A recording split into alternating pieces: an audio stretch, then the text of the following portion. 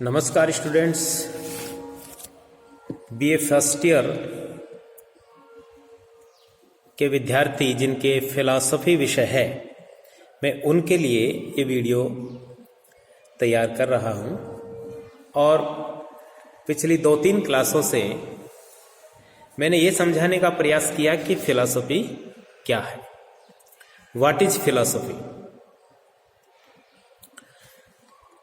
तो आप लोगों ने देखा कि पिछली क्लासों में मैंने भारतीय दृष्टि से और पाश्चात्य दृष्टि से यह समझाने का प्रयास किया कि दर्शन किसे कहते हैं। वेस्टर्न दृष्टि से, पाश्चात्य दृष्टि से फिलॉस प्लस सोफिया 2 शब्दों के मेल से बना है फिलॉसफी, जिसका अर्थ होता है ज्ञान के प्रति अनुराग, विद्या के प्रति अनुराग, ज्ञान के प्रति प्रेम। फिलॉस और सोफिया 2 शब्दों के मेल से बना है। और भारतीय दृष्टि से हम एक परिभाषा जो देते हैं वो है तत्व का युक्तिपूर्वक चिंतन करने का प्रयत्न करना। अब यहां 2-3 चीजें समझने की है। तत्व का मतलब मैंने बताया था सृष्टि का मूल तत्व, जिससे यह सृष्टि बनी,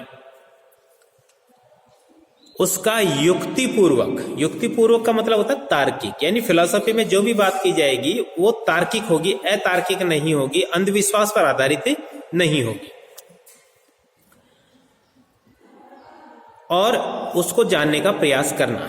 जैसे फिलॉसफी शब्द हिंदी में दर्शन शास्त्र जिसे कहते हैं, वहां दर्शन दृश्य धातु से बना, जिसका अर्थ होता है दृष्टि यानी देखना। तो मैंने इसका अर्थ बताया था कि सृष्टि के मूल तत्व को देखना और समझना, ये यहां फिलॉसफी का अर्थ है। और इस आधार पर और भी बातें की थी कि दर्शन का मतलब होता है चिंतन करना, मनन करना, विचार करना, सोचना। जब आप सोचते हैं, किसी भी विषय पर सोचते हैं, तो आप फिलॉसफर होते हैं। उस वक्त क्या कहा जाता है? अरे दार्शनिक मत बने यार, यानी ज्यादा फिलॉसफी मत झाड़। तो फिलॉसफी का मतलब होता है किसी विषय पर गहन चिंतन करना।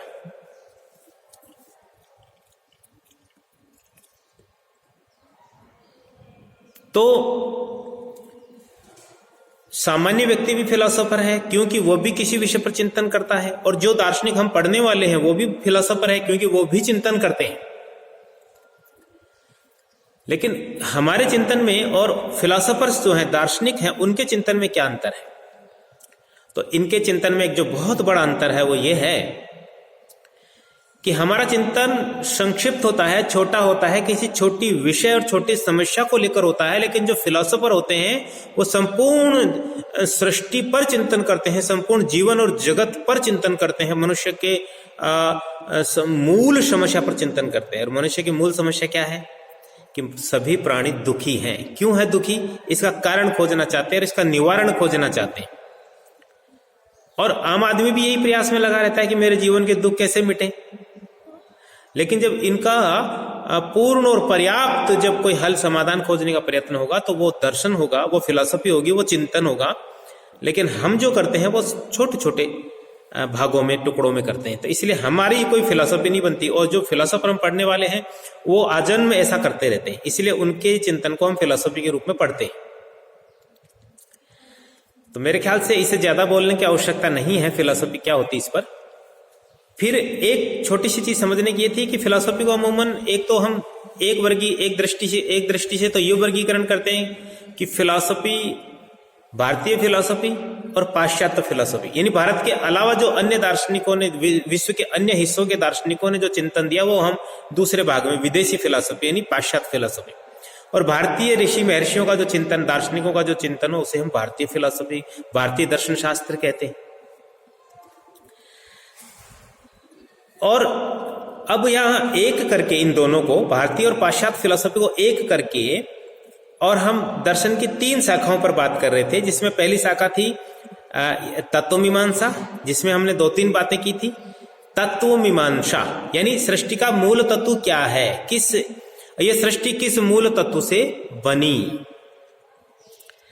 और उस मूल तत्व का स्वरूप क्या है, और उस मूल तत्व की संख्या कितनी है, एक है या एक से ज्यादा है, और एक से ज्यादा है तो उन मूल तत्वों के बीच में संबंध क्या है। ये 3-4 प्रश्न ऐसे हैं जिन पर हम तत्व मीमांसा, दर्शन की एक शाखा जिसमें हम सृष्टि के मूल तत्व का अध्ययन करते हैं, तत्व मीमांसा कहलाती है। और दूसरी क्या थी? ज्ञान मीमांसा, जिसमें हम ज्ञान की उत्पत्ति, ज्ञान का स्वरूप, ज्ञान की प्रामाणिकता और ज्ञान की सीमा पर बात करते हैं। ज्ञान कहाँ उत्पन्न होता है, और जो ज्ञान उत्पन्न होता है उसका स्वरूप क्या है, और वो कितना प्रामाणिक है। कई बार हम देखते हैं ना कि आंखों देखी बातें भी झूठ हो जाती है, कानों सुनी बातें भी झूठ हो जाती है, तो वहां जांच करने की आवश्यकता है, जो ज्ञान हुआ वो कितना प्रामाणिक है, और फिर हमारे ज्ञान की लिमिट क्या है, सीमा क्या है। तो ये सब चिंतन ज्ञान मीमांसा के अंतर्गत करते हैं। और तीसरा जो विषय है वो मैंने बताया था, नीति शास्त्र या नीति मीमांसा।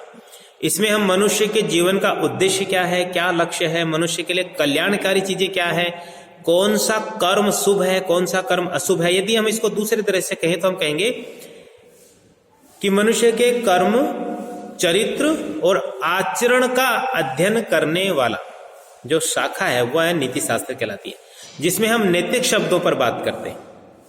क्या शुभ है, क्या अशुभ है, क्या करना चाहिए, क्या नहीं करना चाहिए, कौन सा कर्म हमारा कर्तव्य है, आदि आदि।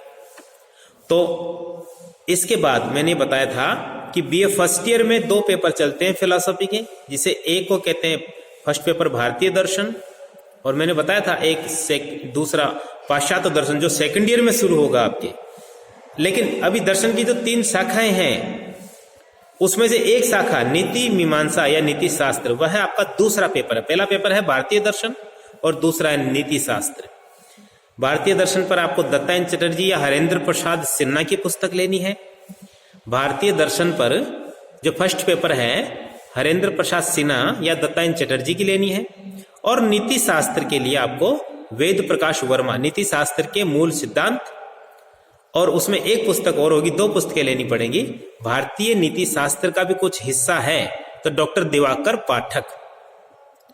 हम भी कोशिश करेंगे, यदि आपके सामने रूबरू हुए, कभी आप आए तो हम नोट्स उपलब्ध कराने का प्रयास करेंगे और कुछ सरल भाषा में लिखवाएंगे भी। फिलहाल ये पुस्तकें आप पढ़ सकते हैं। तो मैं अब आपको मेरा जो सेकंड पेपर है जिसे अपन नीति शास्त्र कहते हैं उस पर कुछ बात करके बताता हूं। तो मैंने क्या कहा कि जब मनुष्य के कर्म, चरित्र और आचरण के बारे में कोई बात करें, जब हम किसी व्यक्ति के बारे में यार ये इसने कर्म ठीक नहीं किया, ये उचित नहीं है, नैतिक नहीं है, ये अनैतिक कर्म है, ये अच्छा नहीं है, ये निंदनीय है, ये प्रशंसनीय, आदि आदि। क्योंकि मनुष्य चिंतनशील प्राणी है, इसलिए मनुष्य हर व्यक्ति के हर कर्म पर सूक्ष्म दृष्टि से चिंतन करता है। जब मनुष्य के कर्म पर चिंतन किया जाता है तो वह नीति शास्त्र बन जाता है। क्या शुभ है, क्या अशुभ है, मनुष्य के जीवन का मूल उद्देश्य क्या है। यहां एक बात ध्यान दीजिएगा, मैं शब्द बोल रहा हूं मूल उद्देश्य। अभी मैं जैसे आप फर्स्ट ईयर में हैं, आपसे मैं पूछूंगा आपके जीवन का उद्देश्य क्या है, तो आप नौकरी लगना, पैसे कमाना। फिर आपको मान लो नौकरी लग जाती है, फिर कहूंगा अब उद्देश्य क्या है, तो आप कहेंगे शादी करना। फिर अब उद्देश्य क्या है, बच्चे। फिर अब उद्देश्य क्या है, मकान बनाना। फिर अब उद्देश्य क्या है, गाड़ी खरीदना। फिर अब उद्देश्य क्या है, ये करना, बच्चों की नौकरी करना, लगवाना और उनकी शादियां। ये क्या, हम इन उद्देश्यों की बात नहीं करते। फिलॉसफी में जीवन के मूल उद्देश्यों की बात करते हैं। आखिरी उद्देश्य क्या है, तो भारतीय दार्शनिकों ने लगभग कल्याण या मोक्ष या निःश्रेष या मुक्ति आदि आदि शब्दों के द्वारा उस अंतिम उद्देश्य को समझाने का प्रयास किया। तो जो हम दैनिक जीवन में कर्म करते हैं उन कर्मों को भी हम यहां नीति शास्त्र में लेते हैं। जीवन के उद्देश्य की तलाश यहां पर करते हैं, और क्या अच्छा, क्या बुरा, क्या शुभ, क्या अशुभ आदि का चिंतन करते हैं। यह नीति शास्त्र कहलाता है। कौन से कर्म हमारे कर्तव्य हैं, कर्तव्य का मतलब जो हमें करने चाहिए, क्या उत्तम है, क्या अधम है, क्या प्रशंसनीय है, क्या निंदनीय है, क्या वांछनीय, क्या अवांछनीय, आदि आदि। इन सब जब कर्मों की हम बात करते हैं तो वो नीति शास्त्र बन जाता है। नीति शास्त्र को अंग्रेजी में एथिक्स कहते हैं, जो यूनानी भाषा के एक शब्द ईथोस से प्रारंभ हुआ, जिसका अर्थ होता है रीति रिवाज और परंपरा। और नीति शास्त्र के लिए एक और अंग्रेजी वर्ड काम में लेते हैं, वो है मोरल फिलॉसफी। वो भी मोरेस शब्द से बना, एथिक्स ईथोस से, मोरल फिलॉसफी मोरेस से, और दोनों का अर्थ होता है रीति रिवाज और परंपराएं। तो जो समाज को संचालित करने के लिए, सुव्यवस्थित रूप से संचालित करने के लिए जो रीति रिवाज और परंपराएं बने, वही नीति शास्त्र, वही कालांतर में नीति शास्त्र बन गया, नैतिकता बन गई, मूल्य बन गया, जीवन को चलाने का ढंग बन गया, जीवन के नियम बन गए, आदर्श बन गए। तो जीवन के नियम, आदर्श, मूल्य और नैतिक आचरण, इनको हम नीति शास्त्र में लेते हैं। तो एथिक्स इथोस से बना, दूसरा शब्द है मोरेश, मोरल फिलॉसफी जो मोरेश से बनी, दोनों का अर्थ होता है रीति रिवाज और परंपरा। अब हम नीति शास्त्र की एक कोई सटीक परिभाषा देने का प्रयास करें तो वो परिभाषा क्या होगी, उस पर बात करते हैं। तो जो वेद प्रकाश वर्मा की पुस्तक नीति शास्त्र के मूल सिद्धांत, जो आपको खरीदनी और पढ़नी है, उस पुस्तक में जो एक परिभाषा उपलब्ध है उस पर हम थोड़ा चिंतन मनन करेंगे। और वह परिभाषा कुछ इस प्रकार से है कि नीति शास्त्र वह मानकीय अथवा आदर्शमूलक विज्ञान है जो समाज में रहने वाले सामान्य मनुष्यों के ऐच्छिक कर्मों का निष्पक्ष मूल्यांकन करने के लिए कुछ क्राइटेरिया, मापदंड प्रस्तुत करता है। मैं फिर से बोल रहा हूं, नीति शास्त्र वह मानकीय अथवा आदर्श मूलक विज्ञान है जो समाज में रहने वाले सामान्य मनुष्यों के ऐच्छिक कर्मों का निष्पक्ष मूल्यांकन करने के लिए कुछ मापदंड प्रस्तुत करता है। इस परिभाषा को यदि हम तोड़कर ध्यान से समझें तो बहुत ही संक्षेप में मैं इसको स्पष्ट करूं। एक बात, नीति शास्त्र को मानकीय अथवा आदर्श मूलक विज्ञान कहा गया। और मानकीय अथवा आदर्श मूलक विज्ञान का तात्पर्य क्या है? यानी वह विज्ञान जो घटना का या कर्मों का ज्यों का त्यों वर्णन ना करके, बल्कि उसके लिए कुछ मूल्यांकन करते, कुछ आदर्श देता है कि ऐसा करना चाहिए। क्या किया वो ज्यों का त्यों ना बताकर ये उचित है या अनुचित है और क्या करना चाहिए। एक विज्ञान होता है वर्णनात्मक विज्ञान। जैसे गुलाब के फूल के बारे में बात करें तो हम उसका वर्णन करें, उसका कलर ये होता है, उसमें ये खुशबू होती है, ये साइज होती है, तो ये वर्णनात्मक विज्ञान हुआ। लेकिन जब मानकीय अथवा आदर्शमूलक विज्ञान होता है तो हम एक आदर्श, एक उच्च आदर्श की स्थापना करते हैं कि यहां जो दिया हमने ये होना चाहिए। इसलिए नीति शास्त्र को मानकीय अथवा आदर्शमूलक विज्ञान कहा। एक बात। दूसरी बात, विज्ञान कहा। पहला तो कहा मानकीय और आदर्शमूलक, दूसरा विज्ञान कहा। विज्ञान का मतलब होता है किसी भी विषय का सुव्यवस्थित, क्रमबद्ध और निष्पक्ष अध्ययन। यानी यहां कोई पूर्वाग्रह और कोई पूर्व मानसिकता नहीं होती। क्रमबद्ध, निष्पक्ष और सुव्यवस्थित अध्ययन करना, ये विज्ञान कहलाता है। तो नीति शास्त्र भी मानवीय कर्मों का, चरित्र का, आचरण का और मनुष्य के जीवन का उद्देश्य क्या है, इसका निष्पक्ष, व्यवस्थित और क्रमबद्ध रूप से अध्ययन करता है। इसलिए इसको विज्ञान कहते हैं। तो पहली बात है, नीति शास्त्र एक आदर्श मूलक है, एक विज्ञान है। और तीसरी बात कही, समाज में रहने वाले मनुष्य का अध्ययन करता है।